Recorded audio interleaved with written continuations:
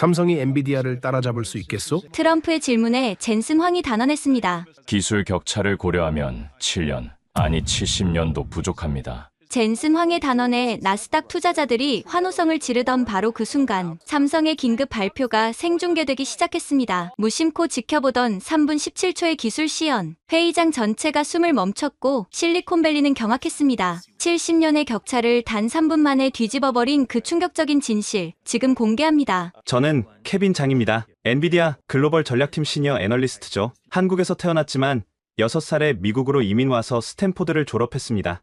솔직히 말하면 저는 스스로를 완전한 미국인이라고 생각했어요. 한국, 그저 제 얼굴에 남은 유전자 흔적일 뿐이었죠. 그날은 제 인생에서 가장 자랑스러운 날이 될 예정이었습니다. 산호세 컨벤션 센터는 5천 명이 넘는 사람들로 가득 찼어요.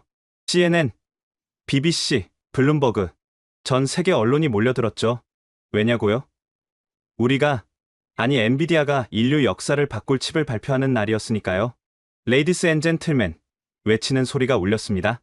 젠슨 황 CEO가 무대에 올랐을 때 장내는 열광의 도가니였습니다. 검은 가죽 재킷을 입은 그의 모습은 마치 록스타 같았어요. 저는 무대 옆 VIP석에서 그 순간을 지켜보고 있었습니다. 오늘 우리는 AI의 새로운 시대를 엽니다.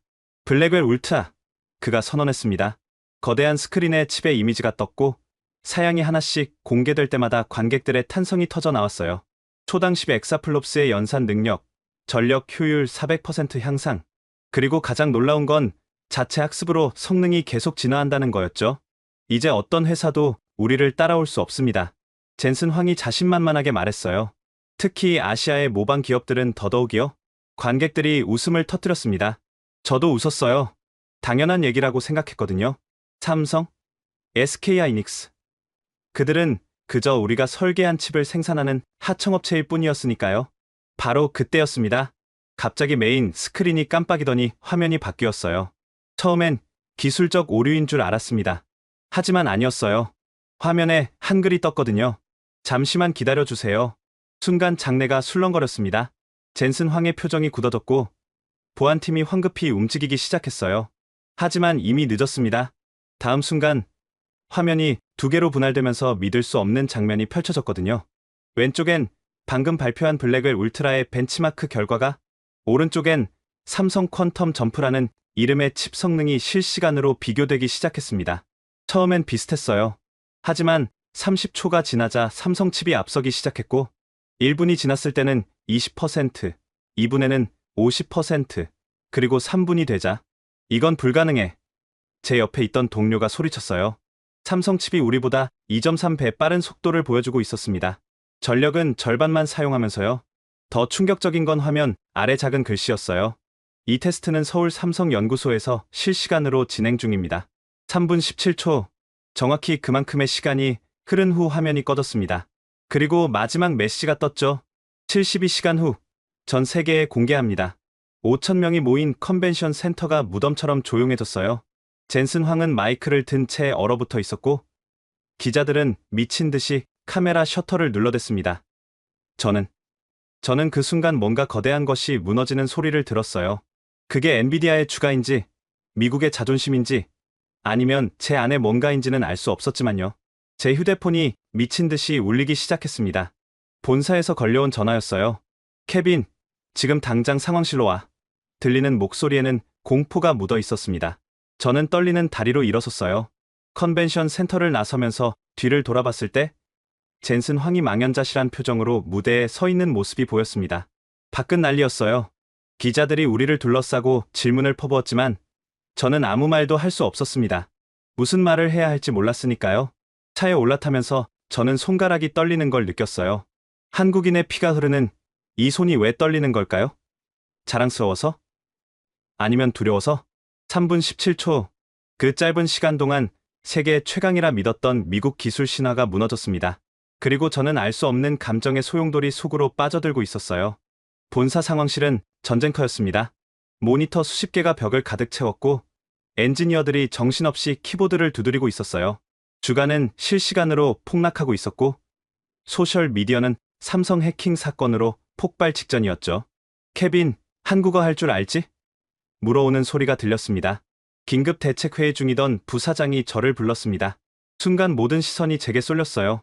평소엔 제가 한국계라는 사실을 아무도 신경 쓰지 않았는데 갑자기 저는 한국 전문가가 되어 있었습니다. 네, 조금은요. 하지만 지금 당장 한국 상황을 파악해. 삼성이 정말 그런 기술을 가지고 있는지 아니면 그냥 사기인지 알아내. 부사장이 지시했습니다. 저는 노트북을 열고 한국 뉴스를 검색하기 시작했습니다. 그런데 이상했어요. 한국 언론은 너무나 조용했거든요. 마치 폭풍 전의 고요 같았죠. 그때 제 개인 휴대폰이 울렸습니다. 발신자를 보니 강혜린, 우리 회사 하드웨어 팀에서 일하는 한국계 엔지니어였어요. 평소에는 거의 대화를 나누지 않았는데, 케빈 씨, 지금 시간 있으세요? 커피 한잔 할래요? 상황실을 빠져나와 회사 카페테리아에서 그녀를 만났습니다. 혜린은 평소와 달리 뭔가 진지한 표정이었어요. 당신도 봤죠? 아까 그 화면. 네. 하지만 그게 진짜일 리가. 진짜예요. 그녀가 조용히 말했습니다. 제가 아는 사람이 삼성연구소에 있거든요. 3개월 전부터 뭔가 엄청난 프로젝트를 진행하고 있대요. 밤낮 없이, 주말도 없이. 그래도 우리 기술을 3개월 만에 따라잡는다는 건 불가능해요. 혜린이 씁쓸하게 웃었습니다. 케빈 씨는 정말 미국인이 다 됐네요. 한국인의 저력을 잊어버렸나 봐요. 그 말에 저는 뜨끔했습니다. 당신도 결국 한국인이잖아요. 혜린이 제 눈을 똑바로 보며 말했어요. 이 일이 어떻게 끝나든 우리는 선택해야 할 거예요. 미국인으로 남을 건지 아니면 저는 미국인이에요. 제가 단호하게 말했습니다. 그래요? 그럼 왜 손이 떨리고 있죠? 제가 무의식적으로 커피잔을 쥔 손을 보니 정말 떨고 있었어요. 혜린이 일어서며 마지막으로 한마디 했습니다. 72시간 후면 알게 될 거예요. 당신이 진짜 누구인지. 카페테리아를 나온 후 저는 화장실로 달려갔습니다. 거울에 비친 제 얼굴을 봤어요. 검은 머리, 갈색 눈, 동양인의 얼굴. 하지만 저는 케빈 장이었고 미국 시민이었고 엔비디아의 직원이었습니다. 그런데 왜 가슴 한구석이 이렇게 뜨거워지는 걸까요? 상황실로 돌아갔을 때 새로운 소식이 도착해 있었습니다. 한국 정부가 공식 성명을 발표한 거예요. 대한민국은 72시간 내에 5단계 공개 검증을 통해 기술의 진위를 증명하겠습니다. 전 세계가 목격자가 될 것입니다. 5단계 검증이라 그들은 정말 자신 있는 모양이었어요. 그날 밤 저는 잠을 이룰 수 없었습니다. 침대에 누워 천장을 바라보며 어릴 적 한국에서의 기억을 떠올렸어요. 희미하게 남아있는 김치 냄새, 할머니의 따뜻한 손길, 그리고 우리 강민이 미국 가서도 한국 사람인 거 잊으면 안 되라던 그 목소리. 강민, 제 한국 이름이었죠. 케빈이 되기 전에 새벽 3시 회사 긴급 메신저가 울렸습니다. 전 직원 소집, 코드 레드 발령, 코드 레드. 회사 존립이 걸린 최고 위기 상황을 의미했어요. 20년 역사상 단 한 번도 발령된 적 없던 그 코드가. 옷을 입으며 저는 창밖을 바라봤습니다. 실리콘밸리의 불빛들이 평소보다 더 많이 켜져 있었어요. 구글, 애플, 메타 모두가 이 사태를 지켜보고 있는 거겠죠. 72시간, 앞으로 71시간 27분. 카운트다운이 시작됐습니다. 코드레드 회의실은 숨막힐 정도로 긴장감이 돌았습니다. 젠슨 황 CEO가 직접 회의를 주재했는데 그의 얼굴은 창백했어요. 평소에 자신감은 온데간데 없었죠. 상황을 정리하겠습니다. 최고기술 책임자가 화면을 켰어요. 삼성이 공개한 5단계 검증 계획입니다. 첫 번째, 기본 성능 테스트. 두 번째, 극한 환경 테스트. 세 번째, AI 자율학습 능력. 네 번째, 전력 효율성. 다섯 번째는 실시간 양자 연산 시뮬레이션. 양자 연산까지? 누군가 헛웃음을 터뜨렸어요. 그들이 미쳤군. 하지만 젠슨 황은 웃지 않았습니다. 만약 이게 진짜라면 우리는 끝이야. 그가 말했습니다. 그 말에 회의실이 술렁거렸어요. 엔비디아의 시가총액 3조 달러. 직원 5만 명의 미래가 한국의 작은 연구실에 달려있다는 게 믿기지 않았죠. 대응 전략은? 젠슨이 물었습니다. 일단 그들의 주장을 반박할 기술팀을 구성했습니다. 그리고 홍보 담당 임원이 말을 이었어요. 언론 플레이로 신뢰도를 깎아내릴 계획입니다. 케빈, 갑자기 젠슨이 저를 불렀어요. 한국 시장 분석은? 모든 시선이 또 제게 쏠렸습니다. 저는 준비한 자료를 띄웠어요. 한국 정부가 이 프로젝트에 5천억 원을 비밀리에 지원했다는 첩보가 있습니다. 그리고 저는 잠시 망설였어요. 박성준이라는 인물이 핵심입니다. 박성준? 네. 45살, 서울대 물리학과 출신, MIT에서 박사 학위를 받았지만 10년 전 갑자기 한국으로 돌아갔어요. 이유는 불명입니다. 사실 저는 그 이유를 알고 있었어요. 혜린이 알려준 정보였죠. 박성준은 미국 회사들이 아시아 인재를 차별한다며 분노하며 떠났다고. 하지만 그 얘기를 꺼낼 순 없었습니다. 다음날 아침, 첫 번째 검증이 시작됐습니다. 우리는 모두 상황실에 모여 생중계를 지켜봤어요. 서울 코엑스, 수천 명의 기자들이 모였더군요. 박성준이 무대에 올랐을 때 저는 묘한 감정을 느꼈습니다. 평범한 체크 셔츠에 청바지, 전혀 거만하지 않은 모습. 하지만 그의 눈빛에는 확신이 가득했어요. 안녕하십니까? 전 세계 여러분. 그가 인사했습니다. 그가 말하기 시작했지만 억양에는 한국식 악센트가 묻어 있었어요. 실리콘밸리 사람들이 비웃을 만한 발음이었죠. 실제로 우리 회의실에서도 킥킥거리는 소리가 들렸습니다. 하지만 다음 순간 모두가 숨을 멈췄어요. 화면에 실시간 벤치마크가 시작됐는데 삼성 칩이 우리 블랙웰 울트라를 압도하기 시작한 거예요. 그래픽 처리 속도 2.8배, 머신러닝 효율 3.2배, 그리고 이건 조작이야. 우리 팀 엔지니어가 소리쳤어요. 저런 수치는 물리적으로 불가능해. 하지만 국제검증단이 현장에서 직접 확인하고 있었습니다. IEEE, 유럽연합, 일본 기술청 모두가 데이터의 진위를 인증했어요. 첫 번째 검증 통과했습니다. 박성준이 담담하게 말했어요. 이제 시작일 뿐입니다. 우리 회의실은 무덤이 됐습니다. 젠슨 황이 천천히 일어섰어요. 플랜 B를 실행한다. 그가 지시했습니다. 플랜 B, 최악의 시나리오 대응 계획이었죠. 하지만 그게 뭔지는 임원근만 알고 있었어요. 점심시간, 저는 혼자 회사 옥상에 올라갔습니다. 샌프란시스코 베이가 한눈에 보이는 곳이었죠. 거기서 전화 한 통을 받았어요. 어머니였습니다. 미나, 뉴스 봤어. 한국 회사가 대단한 일을 했다며? 어머니는 아직도 저를 한국 이름으로 부르셨어요. 엄마, 지금 그런 얘기할 때가 자랑스럽더라. 우리나라가 드디어 미국을 이긴 거잖아. 우리나라. 그 말에 저는 할 말을 잃었습니다. 미국에 30년을 살았는데도 어머니에게 한국은 여전히 우리나라였어요. 오후 3시, 두 번째 검증이 시작됐습니다. 극한 환경 테스트. 영하 50도에서 영상 150도까지. 모두가 여기서 실패할 거라 예상했어요. 반도체의 물리적 한계가 있으니까요. 하지만 성공입니다. 박성준의 목소리가 울려 퍼졌어요. 한국의 나노 신소재 기술이 만든 기적입니다. 우리 주가는 장중 20% 폭락했습니다. 패닉 셀링이 시작된 거죠. 밤 9시, 비상이사회가 소집됐습니다. 이제 남은 시간은 48시간. 한국에 협상단을 보내야 합니다. 한 이사가 말했어요. 무슨 소리야? 우리가 먼저 손을 내민다고? 다른 이사가 반발했습니다. 그럼 대안이 있나? 이대로 가면 우린 끝이야. 그때 젠슨 황이 저를 봤습니다. 케빈, 자네가 가게. 한국계니까 그들도 자네는 다르게 대할 거야. 저는 충격을 받았어요. 제가 한국계라서 선택받은 거라니. 처음으로 제 정체성이 무기가 되는 순간이었죠. 아이러니하게도 인천공항에 도착했을 때는 한국 시각 오전 6시였습니다. 빨간 눈으로 밤을 새운 저는 공항 화장실에서 세수를 하며 거울을 봤어요. 피곤에 찌든 얼굴이었지만 뭔가 다른 게 보였습니다. 고향에 돌아온 아이 같은, 아니, 그런 감상적인 생각은 사치였죠. 택시를 타고 삼성 서울 R&D 캠퍼스로 향했습니다. 창밖으로 보이는 서울의 아침 풍경이 낯설면서도 익숙했어요. 30년 만에 서울이었으니까요. 미국에서 오셨어요? 택시 기사님이 물었습니다. 네. 삼성이 미국 회사 이겼다면서요? 뉴스에 난리던데? 자부심 가득한 그 목소리에 저는 복잡한 심정이었습니다. 삼성연구소 로비에서 기다리고 있던 사람은 뜻밖에도 박성준 본인이었어요. 케빈 장 씨죠? 아니, 강민 씨라고 불러도 될까요? 제가 놀라자 그가 미소 지었습니다. 조사 좀 해봤어요. 1995년생, 부산 출신, 6살의 이민, 우리가 같은 동네 출신이더군요. 어떻게?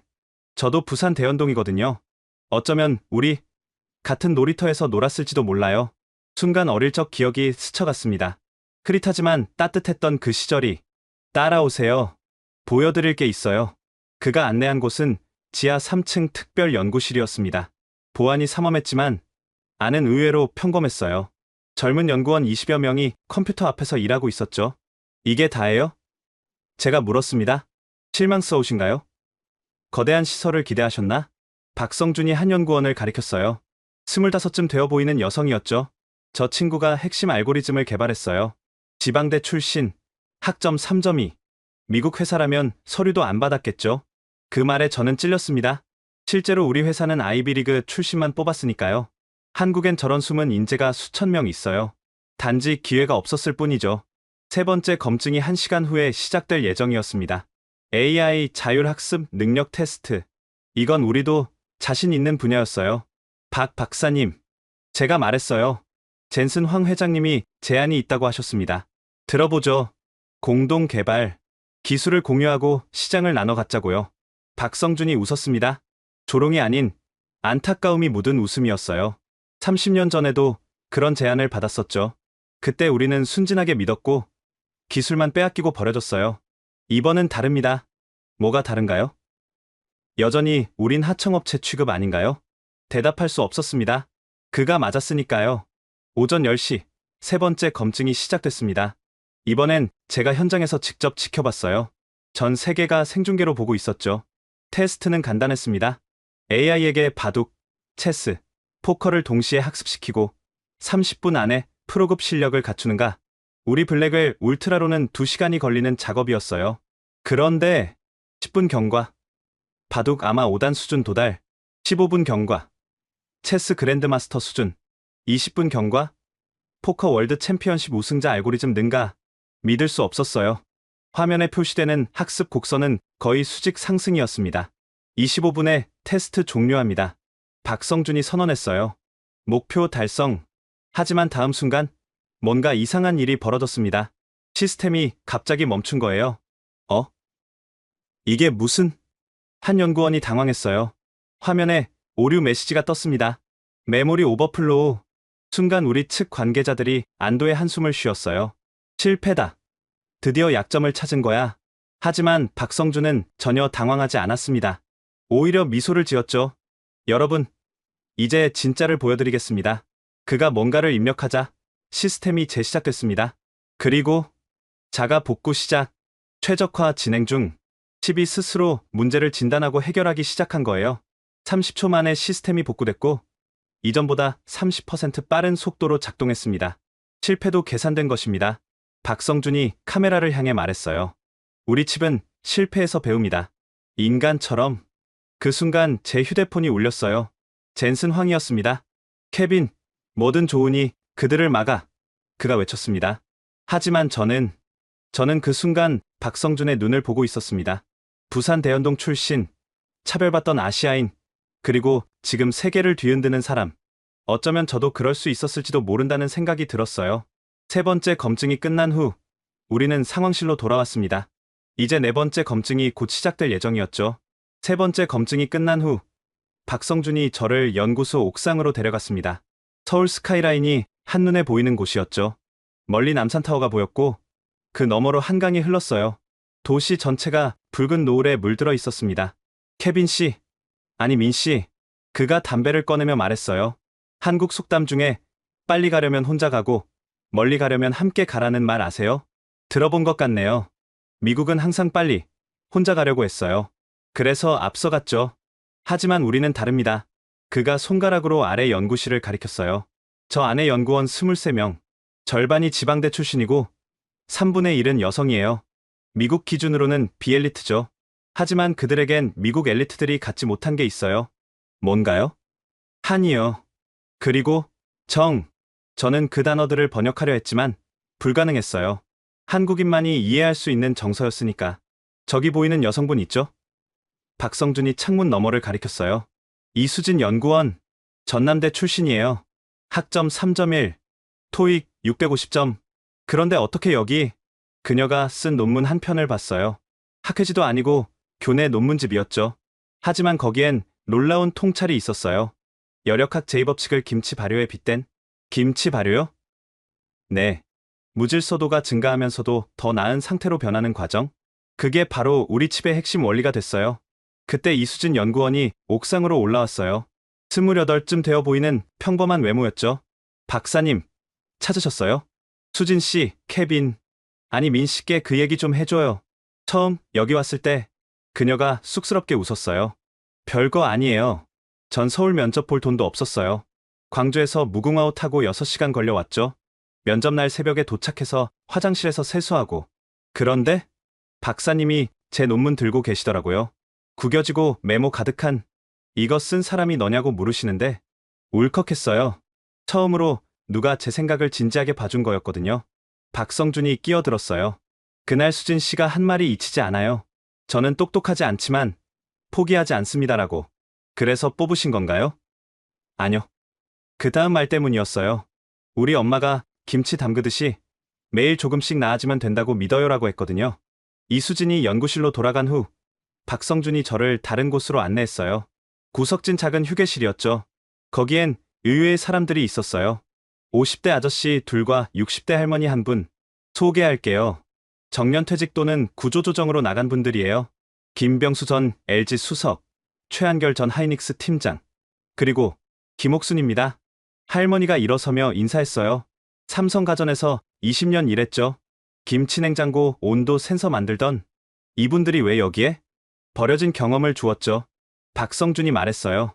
한국 기업들이 버린 보물들. 김병수 씨가 껄껄 웃었어요. 나이 50 넘으니까 회사에서 쓸모없다고 했어요. 근데 여기선 선생님이라고 불러주더군요. 뭘 하시는데요? 저요?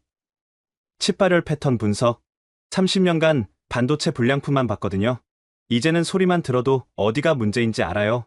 최한결 씨도 거들었어요. 저는 야간 교대 근무 25년 했어요. 새벽 3시에 기계가 어떻게 돌아가는지 제일 잘 알죠. 그 시간대 미세한 전압 변화까지. 김옥순 할머니가 따뜻한 차를 따라주며 말했어요. 우리가 특별한 건 없어요. 그냥 오래 했을 뿐이죠. 근데 그 오래가 힘이 되더라고요. 4번째 검증이 2시간 후입니다. 박성준이 말했어요. 전력 효율 테스트. 사실 이게 진짜 승부처예요. 왜죠? 케빈 씨는 왜 한국이 세계 최고의 배터리 기술을 갖고 있다고 생각하세요? 그건 작은 나라, 부족한 자원. 우린 항상 적은 걸로 많은 걸 해야 했어요. 효율은 선택이 아니라 생존이었죠. 그때 연구실 전체에 경보음이 울렸어요. 비상 소집. 전 연구원 메인랩으로 뭔가 문제가 생긴 것 같았어요. 달려가 보니 젊은 연구원들이 패닉 상태였죠. 큰일 났어요. 메인 서버가 다운됐어요. 뭐? 지금? 박성준도 당황했어요. 검증 1시간 반 전인데? 해킹인 것 같아요. 누군가 고의로. 순간 침묵이 흘렀어요. 모두가 절망적인 표정이었죠.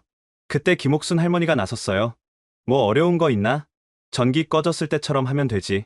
할머니, 이건 첨단 장비라. 첨단이고 나발이고.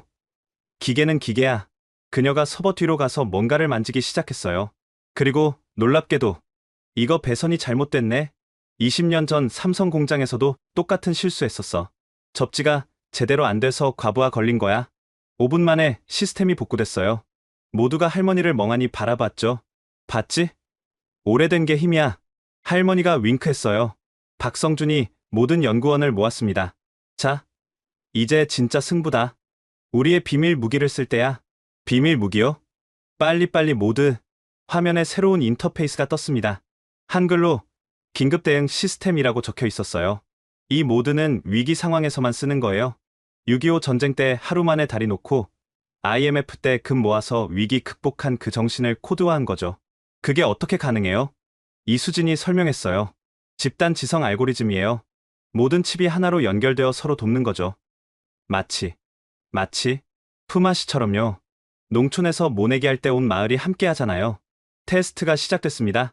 전 세계가 지켜보는 가운데 두 칩의 전력 소비량이 실시간으로 비교됐어요. 처음엔 비슷했습니다. 하지만 10분이 지나자 차이가 나기 시작했어요. 우리 칩이 100와트를 소비할 때 삼성 칩은 70와트.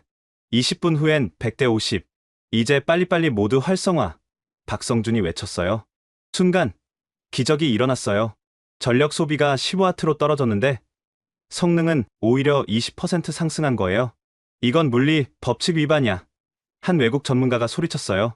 김병수 씨가 설명했어요. 위반이 아니에요. 우회죠.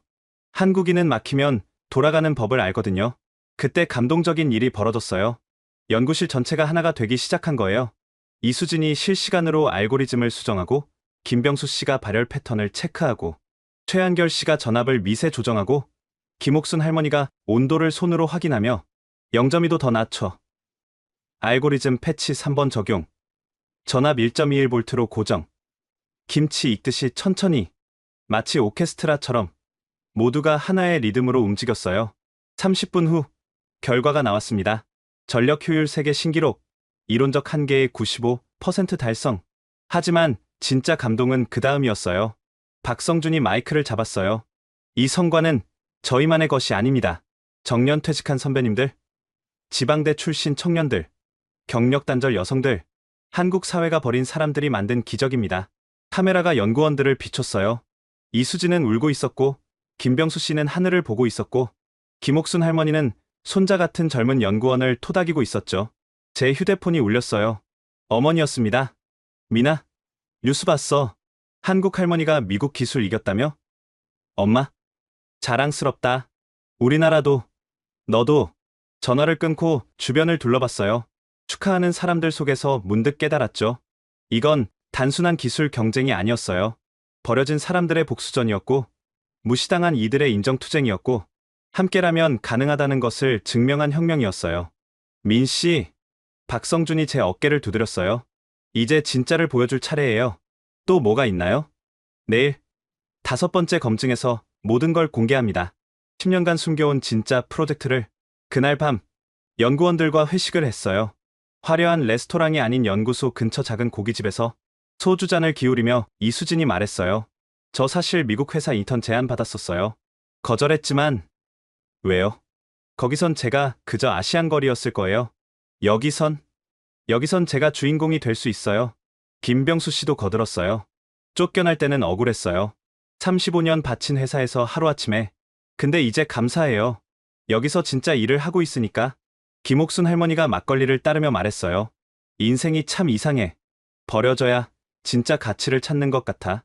창밖이 밝아오고 있었습니다. 서울의 새벽, 도시가 깨어나는 시간. 남은 시간 10시간. 최후의 검증이 다가오고 있었어요. 그리고 저는 확신했죠. 우리가 이길 거라고. 왜냐하면 우리에겐 그들이 갖지 못한 게 있었으니까. 정. 그리고 우리. 번역 불가능한 한국의 힘이. 5번째 검증 3시간 전. 새벽 4시 32분.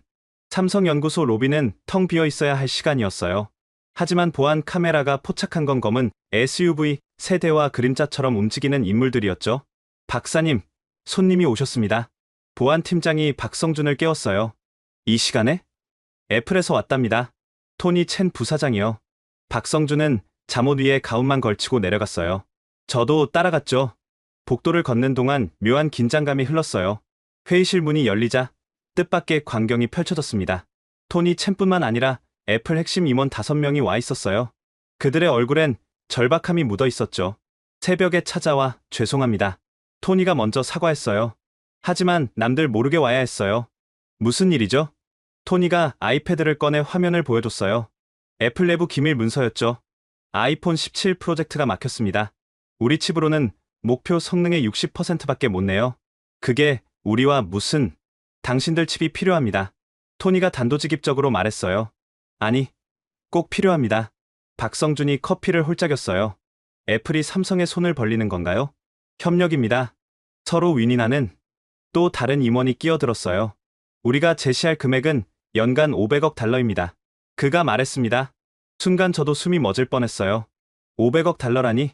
삼성전자 전체 영업이익에 맞먹는 금액이었죠. 그리고 토니가 덧붙였어요. 스티브 잡스 극장에서 공동 발표회를 하고 싶습니다. 이건 단순한 거래가 아니었어요. 애플이 삼성을 동등한 파트너로 인정한다는 상징적 의미였죠. 박성준이 창밖을 바라봤어요. 동이 트고 있었죠. 한 가지 조건이 있습니다. 말씀하세요. 한국 중소기업 10곳과도 계약하세요. 우리 생태계 전체가 함께 가야 합니다. 토니가 다른 임원들과 눈빛을 교환했어요. 그 정도는 가능합니다. 그리고 또 하나. 박성준이 돌아봤어요. 오늘 5번째 검증. 공개적으로 참관하세요. 그건 왜? 숨기지 말자는 거죠. 떳떳하게. 토니가 잠시 고민하더니 고개를 끄덕였어요. 알겠습니다. 하지만 우리가 왔다는 건 벌써 다 알고 있을 거예요. 박성준이 휴대폰을 보여줬어요. 실시간으로 애플 임원진 새벽 인천공항 입국 기사가 올라오고 있었죠. 한국은 빠른 나라예요. 박성준이 웃었어요. 아침 7시 삼성 구내식당은 초현실적인 광경이었어요. 애플 임원들이 김치찌개를 먹고 있었거든요. 매워?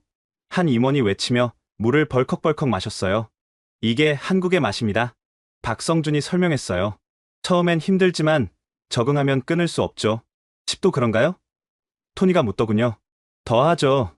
식사 중에 박성준의 휴대폰이 울렸어요. 박사님, 큰일입니다. 구글에서도 왔어요. 뭐라고? 정말로 구글 하드웨어 팀이 로비에 와 있었어요. 그것도 CEO 순다르 피차이와 함께? 먼저 온 사람이 임자 아닌가요? 토니가 긴장했어요. 회의실이 갑자기 북적거리기 시작했어요. 애플과 구글, 실리콘밸리의 라이벌이 한 공간에 있는 거였죠. 여러분, 박성준이 일어섰어요. 싸우지 마세요. 우리 칩은 충분합니다. 하지만 독점권이 구글 측에 항의했어요. 독점은 없습니다. 모두와 협력할 겁니다. 그때 또 전화가 왔어요.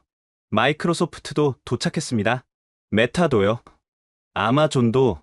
1시간 만에 회의실은 실리콘밸리 올스타전이 됐어요. 평소엔 서로 적대적인 CEO들이 한 테이블에 앉아 있었죠. 이게 뭐야?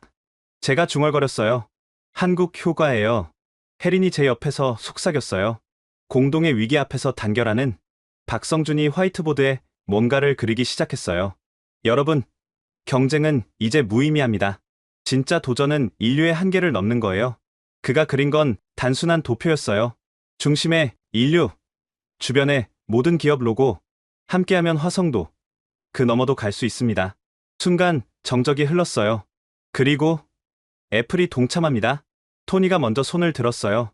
구글도요. 마이크로소프트도. 하나둘씩 모두가 손을 들었어요. 역사적인 순간이었죠. 실리콘밸리 거물들이 한국의 작은 연구실에서 손을 맞잡은. 단, 박성준이 말했어요. 조건이 있습니다. 모두가 긴장했어요. 기술은 인류 공동 자산입니다. 특허 싸움 없이 함께 발전시켜야 합니다. 그건 기업들이 망설였어요. 특허는 그들의 생명이었으니까요. 동의 못하면 나가세요. 박성준의 단호한 말에 모두가 숨을 멈췄어요. 긴 침묵 끝에 팀 쿡이 화상으로 연결됐어요. 애플은 동의합니다. 이제 새로운 시대예요. 그가 선언했습니다. 다른 CEO들도 하나둘 동의했죠. 계약서가 작성됐어요. 단 한 장. 인류의 미래를 위해 협력한다. 그게 전부였어요. 복잡한 조항 없이. 서명식이 끝나자 박성준이 말했어요. 이제 진짜 시작입니다. 오늘 검증은 우리 모두의 검증이에요. 오전 10시 5번째 검증장에 실리콘밸리 전체가 모인 것 같았어요. 그런데 더 놀라운 건 그들이 모두 한국 기술을 응원하고 있다는 거였죠. 이게 바로 대동단결이야. 한 한국 기자가 감동했어요. 저는 그 광경을 보며 깨달았어요. 이제 적과 아군의 구분이 없어졌다는 걸. 오직 인류라는 하나의 팀만 있을 뿐이라는 걸. 5번째 검증이 시작되기 직전 박성준이 충격적인 발표를 했습니다. 사실 오늘 검증은 2개입니다. 5번째 양자 연산과 깜짝 6번째 검증이 있어요. 모두가 놀랐어요. 저도 마찬가지였죠. 5단계라고 했는데 6번째가 더 있다니. 6번째는 극한 환경 플러스입니다. 영하 60도에서 영상 250도. 그리고 우주 방사선 환경까지. 박성준이 설명했어요. 나사가 요구하는 화성 탐사 스펙이야. 그건 불가능해요. 젊은 연구원이 외쳤어요. 물리적 한계를 넘어서는. 우리가 지금까지 한 게 뭐였나? 박성준이 차분히 물었어요. 불가능을 가능으로 만든 거 아니었나? 그때 보안 요원이 뛰어 들어왔어요. 박사님, 큰일 났습니다. 테스트 장비가 고장났어요. 뭐라고? 우리가 급히 실험실로 가보니 극한 환경 시뮬레이터가 연기를 내뿜고 있었어요. 누군가 고의로 파손한 흔적이 역력했죠. 산업 스파이야. 박성준이 이를 악물었어요. 우리를 막으려는 세력이 있어. 테스트를 연기해야 합니다. 보안 책임자가 말했어요. 아니야. 예정대로 한다. 하지만 장비가. 박성준이 전 연구원을 둘러봤어요. 그리고 놀라운 말을 했죠. 우리가 직접 만든다. 지금부터 12시간 안에. 미친 소리였어요. 수십억 원짜리 장비를 반나절 만에 만든다니. 하지만 연구원들의 눈빛이 변했어요. 도전 정신이 불타오르기 시작한 거죠. 김 박사는 냉각 시스템, 이 과장은 가열 장치, 최 대리는 방사선 발생기. 박성준이 즉석에서 임무를 배분했어요. 그리고 놀라운 일이 벌어졌습니다. 가전제품 매장에서 에어컨과 전자레인지를 사왔어요. 폐차장에서 자동차 라디에이터를 구했고 병원에서 엑스레이 장비를 빌렸죠. 이게 되겠어요? 저는 믿을 수 없었어요. 케빈 씨는 모르시겠지만 한 연구원이 말했어요. 한국은 70년대에 무에서 유를 창조했어요. 그때 DNA가 아직 살아있죠. 새벽 3시, 믿기 힘든 광경이 펼쳐졌어요. 온갖 폐품과 일상용품으로 조립한 테스트 장비가 완성된 거예요. 보기엔 흉했지만 작동은 완벽했죠. 이게 바로 한국식 엔지니어링이야. 박성준이 자랑스럽게 말했어요. 화려함보다 실용성. 아침 9시 공개 테스트가 시작됐어요. 전 세계 언론이 모였는데 우리의 조잡한 장비를 보고 당황했죠. 저게 테스트 장비라고? CNN 기자가 비웃었어요. 하지만 테스트가 시작되자 모두가 숨을 멈췄어요. 영하 60도. 칩은 정상 작동했어요. 영상 100도. 여전히 안정적. 150도. 200도. 온도를 더 올려? 박성준이 지시했어요. 장비가 못 버텨요. 엔지니어가 외쳤어요. 실제로 우리가 만든 장비가 삐걱거리기 시작했죠. 바로 그때 놀라운 일이 일어났어요. 연구원들이 하나둘 나서기 시작한 거예요. 제 자켓 쓰세요. 단열재로요. 제 노트북 쿨러 떼어가세요. 여기 제 보온병도요. 모두가 자신의 물건을 내놓기 시작했어요. 심지어 구경하던 기자들도 동참했죠. 이게 뭐야? 미국 기자가 당황했어요. 정의예요. 제가 설명했죠. 함께하는 마음. 즉석 수리로 장비가 다시 작동했고 테스트는 계속됐어요. 230도. 칩의 색이 변하기 시작했어요. 240도. 위험 신호가 켜졌죠. 245도. 모두가 실패를 예상했어요. 잠깐. 박성준이 뭔가를 조작했어요. 김치 냉장고 모두 활성화. 뭐요? 외국 기자들이 어리둥절했어요. 놀랍게도 칩이 스스로 발열 부위를 감지하고 그 부분만 집중 냉각하기 시작했어요. 김치를 신선하게 보관하는 그 기술이 응용된 거죠. 250도 도달. 그리고 성공. 정상 작동. 하지만 진짜 시험은 이제부터였어요. 우주 방사선 시뮬레이션 시작. 병원에서 빌린 엑스레이 장비를 개조한 방사선 발생기가 작동했어요. 일반 칩이라면 즉시 오작동할 수준이었죠. 그런데 칩이 이상하게 반응하기 시작했어요. 스스로 회로를 재배열하는 거였어요. 자가 진화 모드? 한 전문가가 숨을 헐떡였어요. 이론으로만 존재하던 한국에선 이론이 현실이 됩니다. 박성준이 담담하게 말했어요. 15분간의 방사선 폭격 후에도 칩은 살아있었어요. 아니, 더 강해져 있었죠. 나사 관계자가 벌떡 일어났어요. 이거야. 화성 탐사에 필요한 게 바로 이거야. 그가 외쳤습니다. 스페이스X 엔지니어도 흥분했어요. 일론 머스크 대표님께 즉시 보고하겠습니다. 테스트가 끝난 후 박성준이 마이크를 잡았어요. 오늘 보신 건 단순한 기술이 아닙니다. 한국인의 정신입니다. 없으면 만들고, 부서지면 고치고, 함께하면 해낸다는. 그때 북한과학원에서 화상 연결 요청이 왔어요. 우리도 도울 수 있습니다. 히토류 내열 코팅 기술이 있어요. 남북이 함께한다. 모두가 감동했죠. 그날 밤 축하 파티가 열렸어요. 폐품으로 만든 테스트 장비 앞에서 이 장비를 박물관에 보내자 누군가 제안했어요. 왜요? 한국 정신의 상징이니까. 저는 그 조잡하지만 위대한 기계를 보며 깨달았어요. 진짜 혁신은 돈이나 시설이 아니라 사람의 마음에서 나온다는 걸. 5번째 검증이 성공적으로 끝난 후 박성준은 저를 지하 5층으로 데려갔습니다. 엘리베이터가 내려가는 동안 그가 말했어요. 지금부터 보실 건 극비입니다. 전 세계에서 5명만 알고 있죠. 철문이 열리자 거대한 공간이 나타났어요. 축구장만한 넓이에 수백 개의 서버가 윙윙거리고 있었죠. 하지만 진짜 충격은 중앙에 있었습니다. 이게 뭔가요? 투명한 실린더 안에 뇌처럼 생긴 구조물이 떠 있었어요. 자세히 보니 수천 개의 칩이 신경망처럼 연결되어 있었죠. 프로젝트 한울입니다. 박성준이 설명했어요. 10년 전부터 준비한 진짜 프로젝트요. 한울? 하늘의 순울이 말이죠. 하지만 동시에 한 플러스 AI의 의미도 있어요. 그가 컨트롤 패널을 조작하자 구조물이 빛나기 시작했어요. 이건 단순한 칩이 아닙니다. 살아있는 지능이에요. 스스로 학습하고, 진화하고, 심지어 꿈도 꿉니다. 꿈을요? 램 수면 같은 패턴을 보여요. 데이터를 정리하고 재구성하는 과정이죠. 벽면에 모니터들이 켜졌어요. 각각 다른 프로젝트가 진행 중이었죠. 암치료, 기후 예측, 우주 시뮬레이션. 이 모든 걸 동시에? 그것도 전력 100와트로요. 인간 뇌와 같은 효율이죠. 한쪽 구석에 특이한 공간이 있었어요. 벽면 가득 실패한 칩들이 전시되어 있었죠. 실패 박물관입니다. 박성준이 쓸쓸하게 웃었어요. 3847번의 실패. 그게 오늘을 만들었죠. 왜 미국에선 이런 시도를 안 했을까요? 했어요. 하지만 2달 만에 성과 없으면 프로젝트를 닫았죠. 우린 10년을 기다렸어요. 그때 한 연구원이 뛰어왔어요. 50대 아주머니였는데 백발이 성성했죠. 박사님, 드디어 됐어요. 화면을 보니 복잡한 수식이 스스로 풀리고 있었어요. 저분이 누구시죠? 제가 물었어요. 김옥순 박사. 김치냉장고 온도 센서 개발자셨어요. 20년 전 정리해고 당하셨죠. 나이가 많다고. 그런데 어떻게? 제가 모셨죠. 그분의 아날로그 감각이 필요했거든요. 디지털은 완벽하지만 인간의 직관은 못 따라가요. 김 박사가 칩을 만지며 중얼거렸어요. 온도가 0.3도 높네. 김치 익는 것처럼. 그 한마디에 젊은 엔지니어들이 바로 조정을 시작했어요. 이게 한국의 힘입니다. 박성준이 말했어요. 세대를 넘어선 지혜의 융합. 다음 공간으로 가니 더 놀라운 광경이 있었어요. 북한 과학자들이 화상으로 연결되어 공동 작업 중이었죠. 평양팀, 서울입니다. 히토류 코팅 데이터 받았어요. 서울팀, 잘 부탁합니다. 우리도 열심히 하겠습니다.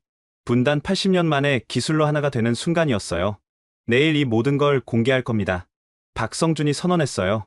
너무 위험하지 않나요? 기술 유출 위험이. 기술은 공유될 때 발전합니다. 독점하면 썩어요. 다음날 판문점은 역사상 가장 주목받는 장소가 됐어요. 남북 군인들이 함께 경비를 서고 유엔기와 태극기, 인공기가 나란히 펄럭였죠. 무대에 선 박성준은 평소와 달랐어요. 한복을 입고 있었죠. 왜 한복을? 기자가 물었어요. 오늘은 한국이 세계에 선물을 주는 날이니까요. 대형 화면이 켜지고 지하 연구실이 생중계됐어요. 한울 프로젝트가 전 세계에 공개되는 순간이었죠. 이제 시연하겠습니다. 인류 최대 난제. 리만 가설 증명. 다들 숨을 멈췄어요. 160년간 못 푼 수학 문제를 칩이 푼다는 거였죠. 한울이 작동하기 시작했어요. 수천 개 칩이 일제히 빛나며 계산을 시작했죠.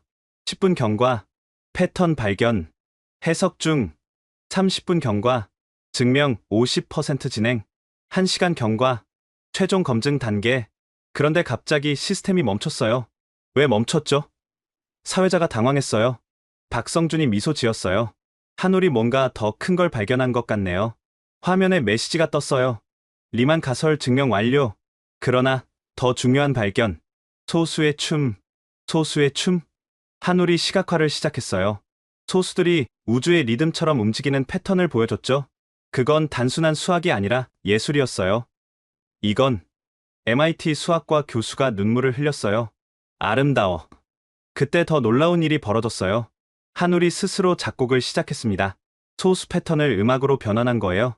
판문점에 우주의 선율이 울려 퍼졌죠. 북한 과학원장이 일어섰어요. 이건 인류의 보물입니다. 남북 과학자들이 군사분계선에서 만나 포옹했어요. 80년 분단이 기술로 녹아내린 거죠. 이 모든 기술을 인류와 공유하겠습니다. 박성준이 선언했어요. 특허 없이, 조건 없이. 전 세계가 충격에 빠졌어요. 수조 달러 가치를 그냥 공개한다니? 일론 머스크가 즉석 영상 메시지를 보냈어요. 한국이 인류를 다음 단계로 이끌었다. 스페이스X의 모든 기술도 공유하겠다. 그가 선언했습니다. 도미노가 시작됐어요. 구글, 애플, 마이크로소프트 모두가 기술 공유를 선언했죠. 판문점 검증 일주일 후 실리콘밸리는 공황 상태였습니다. 나스닥은 일주일 연속 하락했고 반대로 코스피는 역대 최고치를 경신했어요. 하지만 가장 큰 변화는 다른 곳에서 일어났습니다. 긴급 속보. 구글 CEO 순다르 피차이, 서울 비밀 방문, 메타 저커버그, 새벽 비행기로 인천 도착, 마이크로소프트 사티아 나델라, 삼성과 긴급 회동, 실리콘밸리의 거물들이 줄줄이 서울로 몰려왔어요. 마치 조공을 바치러 오는 것처럼 저는 이제 삼성 글로벌 협력팀 수석으로서 이들을 맞이하는 입장이 됐습니다. 첫 번째 미팅은 구글이었어요. 우리가 잘못 봤습니다. 순다르 피차이가 단도직입적으로 말했어요. 구글 퀀텀 컴퓨터 프로젝트에 삼성이 참여해주세요. 조건은? 박성준이 물었습니다. 50대 50. 완전한 대등 관계로. 이건 혁명적인 제안이었어요. 구글이 처음으로 아시아 기업을 동등한 파트너로 인정한 거니까요. 다음은 메타였습니다. 저커버그는 더 파격적인 제안을 했어요. 메타버스 전체를 삼성 칩 위에 구축하고 싶습니다. 그리고 그가 잠시 머뭇거렸어요. 한국을 메타버스의 첫 번째 수도로 만들고 싶어요. 왜 한국이죠? 제가 물었어요. 한국이 이미 디지털 문명의 중심이니까요. 게임, e스포츠, 웹툰, K-팝, 이제 거기에 최고의 하드웨어까지. 그날 오후 더 놀라운 일이 벌어졌습니다. 엔비디아 젠슨 황이 공식 기자회견을 열었어요. 장소는 서울 광화문. 엔비디아는 한국에 제2본사를 설립합니다. 그가 발표했습니다. 기자들이 술렁거렸어요. 실리콘밸리가 아닌 다른 곳에 본사를 둔다는 건가요? 네. 미래는 동과 서의 융합에 있습니다. 그 중심이 바로 한국입니다. 그리고 그가 마지막에 한 말은 모두를 놀라게 했어요. 저도 한국어를 배우기 시작했습니다. 젠슨 황이 서툰 한국어로 감사합니다라고 말하자 장내가 폭소와 함께 박수로 가득 찼어요. 그날 밤 저는 이태원의 한 루프탑 바에서 혜린을 만났습니다. 서울의 야경이 한눈에 보이는 곳이었죠. 믿기지 않아요. 혜린이 말했어요. 불과 한 달 전만 해도 우리는 그들 눈치를 보고 있었는데 세상이 정말 빠르게 변하네요. 케빈 씨는, 아니, 민 씨는 후회 안 해요? 엔비디아를 떠난 것. 오히려 늦었다고 생각해요. 진작 제가 누구인지 인정했어야 했는데. 그때 혜린의 휴대폰이 울렸어요. 그녀의 표정이 굳어졌습니다. 뭔 일이에요? 중국이 움직이기 시작했대요. 화웨이가 삼성의 전면 협력을 제안했고 알리바바도. 다음날 예상은 현실이 됐습니다. 중국 정부 대표단이 서울에 도착했어요. 그들의 제안은 파격적이었습니다. 아시아 반도체 동맹을 만들자. 한국, 중국, 일본, 대만이 함께. 이건 미국 중심 체제에 대한 정면 도전이었어요. 하지만 박성준의 대답은 모두를 놀라게 했습니다. 기술에는 국경이 없어야 합니다. 우리는 모든 나라와 협력할 것입니다. 미국과도, 중국과도. 며칠 후 백악관에서 긴급 성명이 나왔어요. 미국은 한국을 핵심 기술 파트너로 인정한다. 반도체 동맹을 재편한다. 사실상 한국의 기술 주권을 인정한 거였죠. 실리콘밸리의 항복 선언 이후 세계는 빠르게 재편됐습니다. 저는 한미기술협력 특별 고문이 되어 양국을 오가며 일했어요. 첫 출근 날 놀라운 광경을 봤어요. 팔로알토 대학가 서점에는 한국어 교재가 베스트셀러 코너를 차지했고 스탠포드 캠퍼스에서는 김치 푸드트럭이 인기를 끌고 있었어요. 안녕하세요. 저는 강민입니다. 제가 한국 이름으로 자기소개하자 잠시 술렁거렸어요. 케빈 장으로 알던 사람들이 많았으니까요. 오늘은 기술이 아닌 철학을 얘기하려 합니다. 한국이 어떻게 이런 혁신을 만들었는지 프레젠테이션을 시작했어요. 첫 슬라이드는 의외로 간단했습니다. 이게 뭔지 아시는 분? 아무도 대답하지 못했어요. 정은 번역 불가능한 한국어입니다. 인간관계의 따뜻한 연결, 공감, 배려, 이 모든 걸 포함하는 개념이죠. 강연이 끝난 후 뜻밖의 사람이 다가왔어요. 팀 쿡이었습니다. 강민 씨, 저녁 같이 할 수 있을까요? 우리는 팔로알토의 작은 한식당에서 만났어요. 그가 젓가락질을 능숙하게 하는 걸 보고 놀랐죠.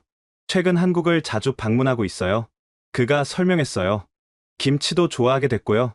무슨 제안을 하려고 오신 거죠? 단도직입적이네요. 좋아요. 그가 웃었어요.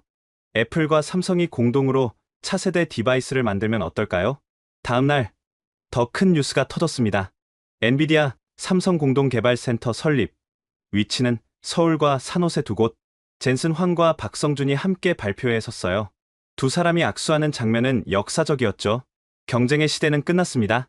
젠슨이 말했어요. 이제는 협력의 시대입니다. 박성준도 화답했어요. 함께하면 1 더하기 1이 3이 됩니다. 이게 시너지죠. 3개월 후 첫 공동 프로젝트가 공개됐습니다. 내 컴퓨터 인터페이스. 생각만으로 컴퓨터를 조작하는 기술. 이건 일론 머스크의 뉴럴링크보다 10년 앞선 기술이에요. 한 전문가가 평가했죠. 실제로 일론 머스크도 참여 의사를 밝혔어요. 한국이 하는 일이라면 무조건 참여한다. 그가 선언했습니다. 첫 시제품 시연에서 전신마비 환자가 생각만으로 로봇 팔을 움직이는 모습이 공개됐어요. 전 세계가 감동했죠.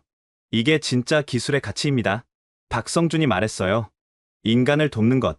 2025년 가을, 저는 다시 서울에 있습니다. 이번엔 특별한 이유로요. 한국 정부가 발표한 글로벌 기술 공유 이니셔티브 때문이었죠. 광화문 광장은 전 세계 언론으로 가득했어요. 그런데 가장 주목받은 건 따로 있었습니다. 남북공동기술개발센터 착공, 판문점에 세워질 건물의 조감도가 공개됐어요. 남과 북의 과학자들이 함께 일할 공간이었죠. 기술이 분단을 넘을 것입니다. 한국 대통령이 축사에서 말했어요. 북한 연구원들이 개발 중인 희토류 재활용 기술은 이미 세계를 놀라게 하고 있었죠. 자원 부족 문제의 해법이 될 거라는 평가를 받으며 저는 이 모든 과정을 지켜보며 보고서를 작성했어요. 제목은 한국 모델 어떻게 세계를 바꾸고 있는가. 핵심은 간단했습니다. 경쟁보다 협력, 독점보다 공유, 지배보다 상생. 강남은 이제 아시아 테크허브로 불립니다. 구글, 애플, 메타, 아마존 모두 대형 캠퍼스를 건설 중이죠. 하지만 진짜 변화는 문화였어요. 회식 문화가 실리콘밸리에 퍼졌고 정 문화가 기업 경영 이론이 됐죠. 워라벨? 이제는 워라정이에요. 한 미국인 직원이 웃으며 말했어요. 일과 삶과 정의 균형. 교육도 바뀌고 있어요. 미국 명문대들이 앞다투어 한국식 교육 시스템을 연구하고 있죠. 협동학습, 집단 창의성. 하버드보다 서울대가 더 인기해요. 한 유학 상담사가 말했어요. 실제로 세계 대학 순위도 변화하고 있어요. 한국 대학들의 순위가 급상승하고 있죠. 그런데 가장 놀라운 변화는 따로 있었어요. 한국어 학습 열풍, 전 세계 확산, 영어, 중국어와 함께 세계 3대 비즈니스 언어가 되어가고 있다는 분석이 나왔죠. 이제 한글을 모르면 미래 기술을 이해할 수 없습니다. 월스트리트 저널이 보도했어요. 저는 이 모든 변화의 중심에서 일하며 느끼고 있어요. 세상이 정말 바뀌고 있다는 걸. 어느 날 박성준과 저녁을 먹었어요. 민 씨, 처음 만났을 때 기억나요? 네. 제가 케빈이라고 우기던 때죠. 지금은 어때요? 자랑스러워요. 강민인 게 그가 미소 지었어요. 이게 진짜 성공이에요. 자신이 누구인지 아는 것. 한 달 후, 저는 특별한 발표회에 참석했습니다. 한국 정부와 나사가 공동으로 주최한 화성 탐사 프로젝트 발표회였어요. 화성 탐사선에 한국 퀀텀 점프 칩 100개가 탑재됩니다. 나사 국장이 발표했습니다. 이 칩들이 화성에서 첫 인공지능 기지 건설을 돕게 될 것입니다. 박성준이 설명했어요. 세계 언론이 생중계하는 가운데 한미 공동 프로젝트의 청사진이 공개됐어요. 이제 우주 개발도 협력의 시대입니다. 한국과학기술정보통신부 장관이 선언했어요. 발표회가 끝난 후 저는 한강 둔치를 걸었어요. 서울의 가을 하늘은 맑고 높았죠. 휴대폰이 울렸어요. 어머니였습니다. 미나, 뉴스 봤어. 우리나라 기술이 화성에 간대. 네, 엄마. 정말 대단한 일이에요. 자랑스럽다. 너도, 우리나라도. 전화를 끊고 하늘을 올려다봤어요. 언젠가 저 별들 사이를 한국 기술이 날아다닐 거라는 상상을 하며 일주일 후 저는 새로운 임무를 받았습니다. UN 기술평화 특사 후보로 추천된 거예요. 세계가 한국의 상생 철학을 배우고 싶어 합니다. UN 사무총장이 화상으로 말했어요. 저는 고민 끝에 수락했어요. 조건이 있었죠. 한국과 미국 양쪽에서 일할 수 있도록. 오늘도 저는 서울과 실리콘밸리를 오가며 일하고 있습니다. 기술의 다리를 놓는 일, 문화의 가교가 되는 일, 그리고 무엇보다 제가 누구인지 잊지 않으려 노력하고 있어요. 케빈 장이자 강민인 사람으로서. 이 이야기는 아직 끝나지 않았습니다. 아니, 이제 시작일지도 모르죠. 한국이 만들어가는 새로운 세계, 그 첫 장이 열렸을 뿐이니까요. 지금까지 케빈 장, 아니 강민 씨의 놀라운 증언을 들으셨습니다. 단 3분 17초. 그 짧은 순간이 만든 나비효과가 세계를 완전히 바꿔놓고 있네요. 작은 나라의 큰 도전이 어떻게 제국의 오만을 무너뜨렸는지, 그리고 경쟁이 아닌 상생으로 어떻게 모두가 승리할 수 있는지. 여러분, 이 이야기가 그저 한 편의 통쾌한 성공담으로 끝나지 않았으면 합니다. 우리 안에 잠재된 가능성을 일깨우는 신호탄이 되길 바라요. 혹시 이 이야기에 가슴이 뛰었다면 주변 분들과 공유해주세요. 더 많은 사람이 한국의 저력을 알고 우리가 만들어갈 미래를 함께 꿈꿀 수 있도록 구독과 좋아요도 잊지 마시고요. 다음에는 더 놀라운 이야기로 찾아뵙겠습니다. 대한민국의 시간은 지금부터입니다. 지금까지 코리아 원더풀이었습니다. 감사합니다.